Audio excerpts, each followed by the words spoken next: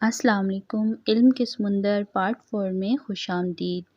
حضرت ابراہیم علیہ السلام نے یہ خواب 3 دن تک دیکھا کہ وہ حضرت اسماعیل علیہ السلام کو ذبح کر رہے ہیں۔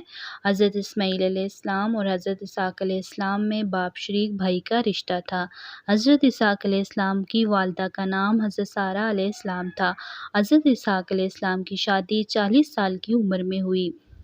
حضرت لوط علیہ السلام کی اہلیہ کا نام وہالہ تھا، جو آپ پر ایمان نہیں لائی تھی۔ قوم لوط پر آسمان سے پتھر برسنے کا عذاب آیا تھا۔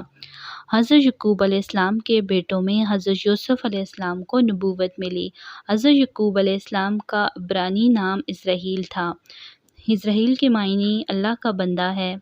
حضرت یوسف علیہ السلام کنویں میں 3 دن تک رہے۔ حضرت یوسف علیہ السلام کو کنویں سے نکالنے والے شخص کا نام مالک بن دابر تھا۔ حضرت یوسف علیہ السلام نے 90 سال حکومت کی۔